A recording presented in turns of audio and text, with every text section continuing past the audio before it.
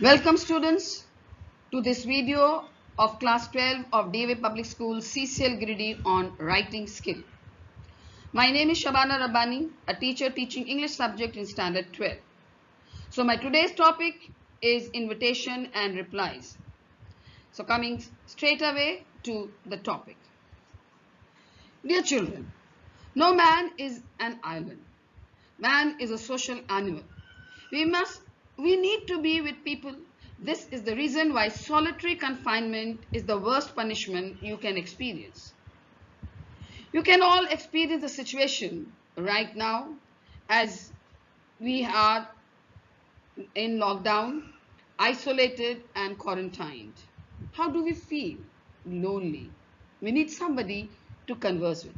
So to celebrate many occasions together, to invite someone for an occasion, we use the written form, that is invitation.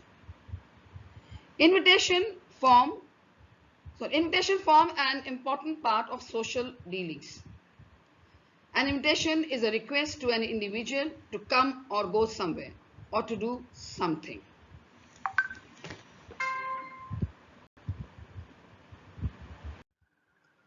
Now, what is an invitation and what is it used for? An invitation is a document, written or printed or spoken words, conveying the message by which one is invited. It is used to invite someone to come, to invite people to join, to ask someone to attend, and to ask people to take part in something. That is, we need a gathering for enjoyment. All right? And it may be 2 person, it may be 3 person or more, but we need at least 2 for enjoyment. All right? And when we invite the other one, when we call the other one, we need to call them with respect. And that is how we come to know that it is an invitation. Is it clear? All right? Now, there are 2 kinds of invitation letter. One is formal invitation and the other is informal invitation. Okay? So first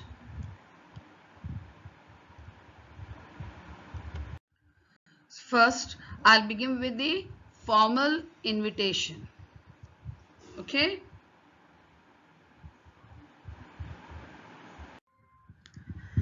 Now, formal letters is an invitation which follows a dignified form, tone or style in agreement with the established norms, customs or values. That is, a formal invitations are formal letters. They can be printed on cards or can be drafted in the form of social letters. They can be of 2 types. These formal invitation can be of 2 types.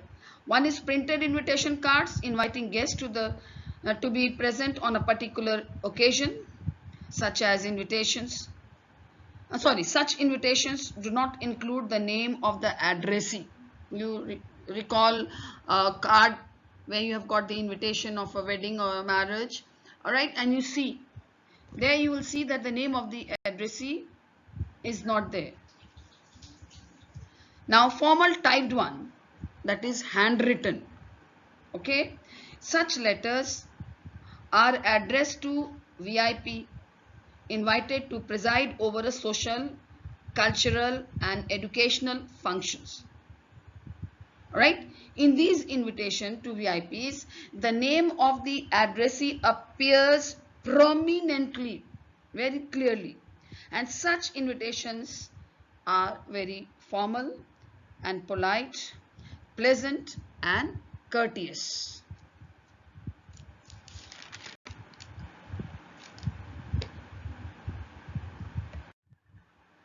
Now, the format of a formal invitation.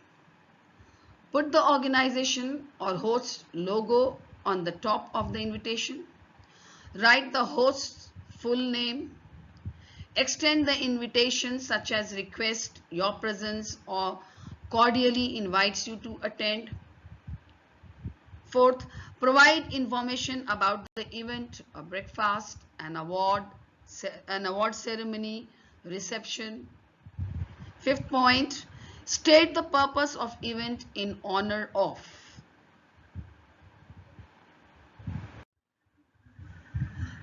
The sixth point is provide the date of the event. Then seventh, write the time of the event in full. Eighth, provide the location of the event and its street, address, venue. Ninth, provide special instructions if there any.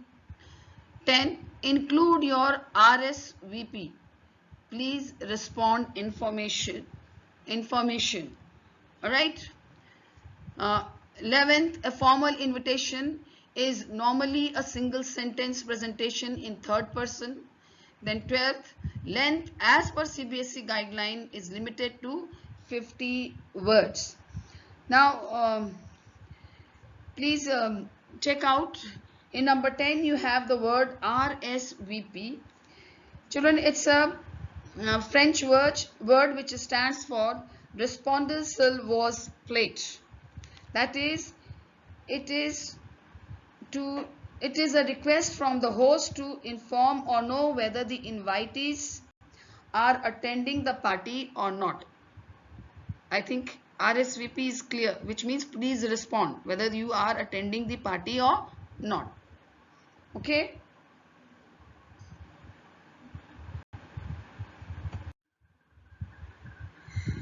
Now next is common format of a formal invitation. In the first line you will write the name of the person who invites. Then the second line is the request for participation. The third line is the name of the person or persons invited. The fourth line is the occasion for invitation. The fifth line is the time and date of occasion. The sixth line is the place of occasion. And the last line is the request for reply. Excuse me. Now children, did you know that the formal invitations are written on a cards? The text is written in calligraphy style. Alright?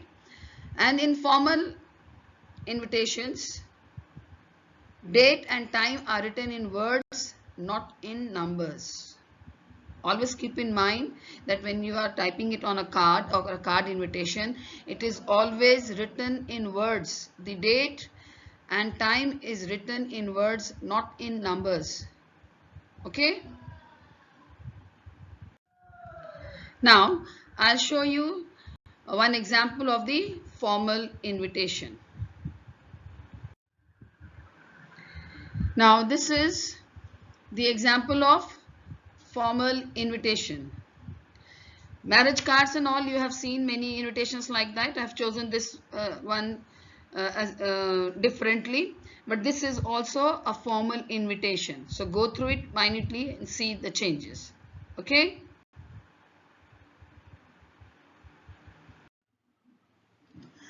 Now, well children, what is informal invitation? Informal invitations is a personal invitation to invite our friends, relatives and dear ones with whom we have intimate, personal and friendly relations. In the informal invitation, the tone and treatment is relaxed, informal and very friendly. For example, invitation to a birthday party or an invitation to dinner. So here you are writing a letter of invitation to a friend who is very close to you, a relative of yours, where you have to bring out that personal touch. When you bring out that personal touch, it is said to be an informal invitation. Okay?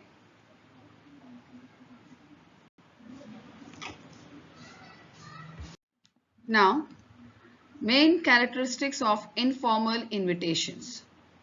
Informal invitation follow the pattern of ordinary personal letters. These letters are written to relatives, friends, and acquaintances. So these are the points that you have to keep in mind, that these letters are first and second person presentations, right? Personal feelings and emotions find an expression. That is what I said as personal touch. Okay. Third is the writer's address is given at the usual place. Fourth, again, the salutation is usually dear plus the name. Dear Rahul, okay, XYZ. Then fifth, the date of writing is given, but the year is generally omitted. Generally omitted. It's not that it's not written, but generally omitted. In some you might find, but date is important. Then sixth is the style and tone are relaxed and are very informal. The different seventh point, different tenses are used as the sense demand. As you write the invitation letter to your friend, to your relatives, the way you start, the tense keeps on changing. It matches to the demand of the letter. Eighth is the complimentary clause is yours sincerely. All right, keep in mind in all such invitations, all right, informal invitations, the complimentary clause is yours sincerely and nothing else, not faithfully. Okay, yours sincerely. Clear?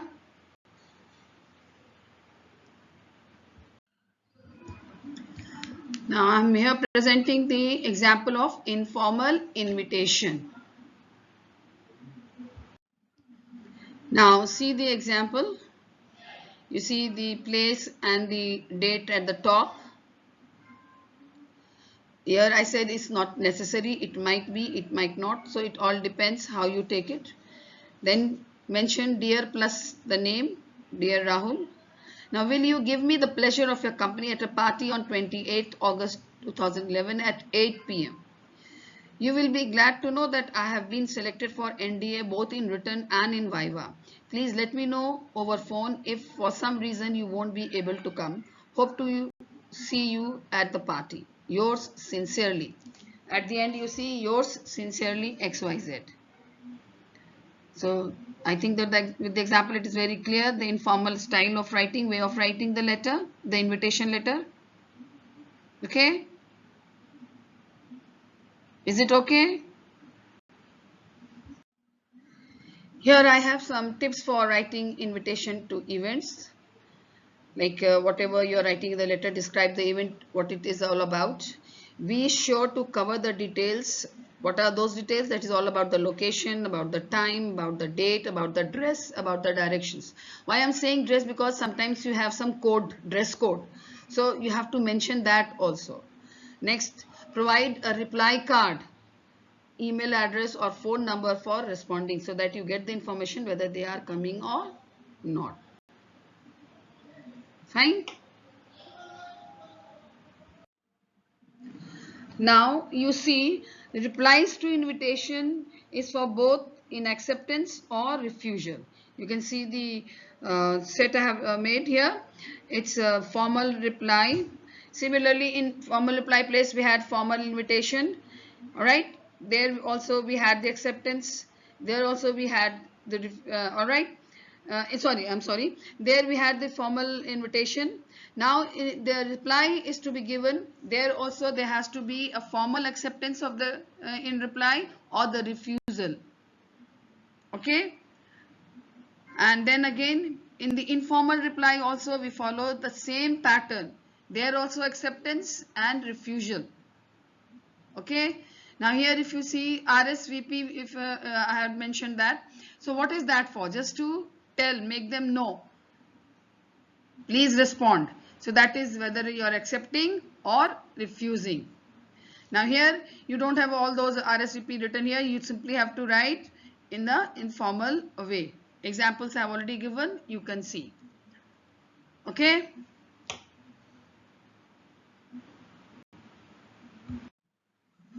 Yes, sir. Now points to be remembered. That is, formal reply should always be written in third person, second and third person. No, sorry, it's always in third person. Informal reply is written in first person, and only body must be there in formal reply. And in informal reply, an informal reply is like an informal invitation in the format, as I have already given ahead above.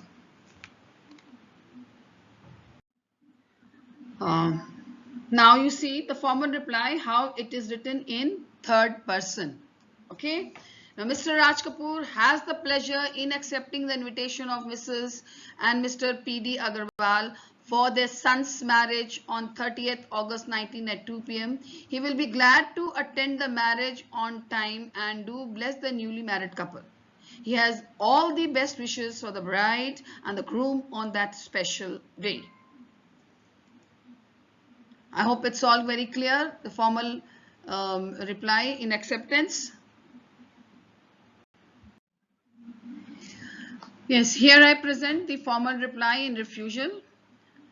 You must have seen that the heading dear and all is missing, and then the yours sincerely is all is missing, because in formal invitation and replies we do not have all these things here. Okay, so you see here, Mr. Raj Kapoor has much pleasure in receiving an invitation from Mrs. and Mr. P.D. Agarwal for their son's marriage on 30th August 19 at 2 p.m.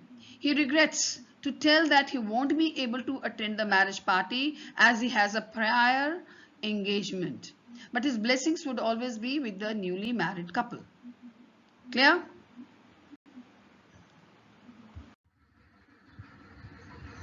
This is an example of the informal reply acceptance.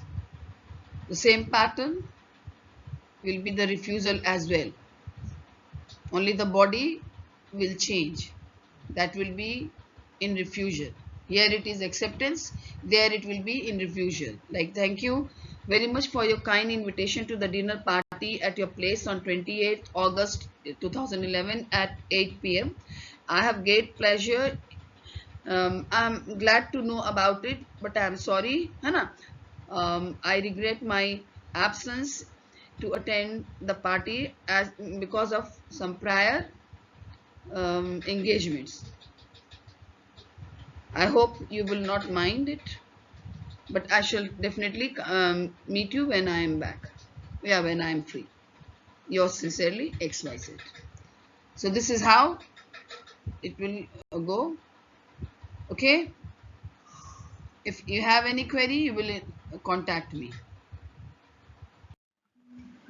And here it's the end of the teaching of invitation. I hope this would be quite handy to you all to understand everything in details. If you have any queries, you can again ask me. Till then, goodbye, adieu till we meet again. Thank you.